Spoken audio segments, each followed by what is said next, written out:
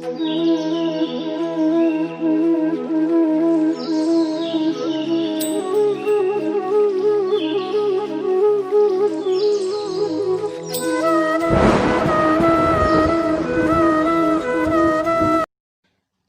and gentlemen, Para, it is my privilege to welcome you to the symposium on integrated dry farming pilot projects 2 years ago when the integrated dry farming project was conceived.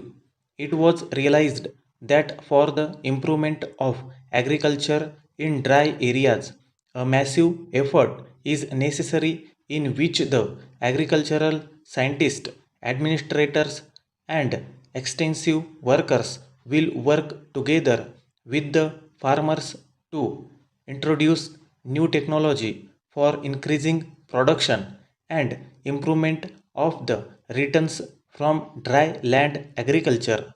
Para, it was well realized that unless and improvements in the production levels of the dry land farming areas occurs, India agriculture cannot move ahead as three-fourths of the farming areas do not get any irrigation.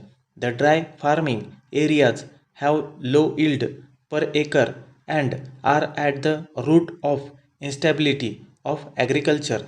The inadequacy of the no technology for increasing production under different conditions were realized and a coordinated research project on dry land agriculture was started. The project aimed at setting up research facilities at all centers in different agroclimatic and soil conditions representative of different dry farming areas. Another new concept of the research centers and dry land development pilot projects was developed. It was enjoyed that the pilot project will be located in the closest proximity to the dry farming research centers. It is, however, noted with concern that some of the states have not followed this concept is spirit and later the research center and the development project are in many cases far apart. Thus, regular interaction between research and development is missing. Many states have taken a long time in deciding about the project area and appointing the staff. I learned that even up till now, all the pilot projects have not been established, and all the staff in a project are not in position. Obviously, these lacunas should be speedily remedied.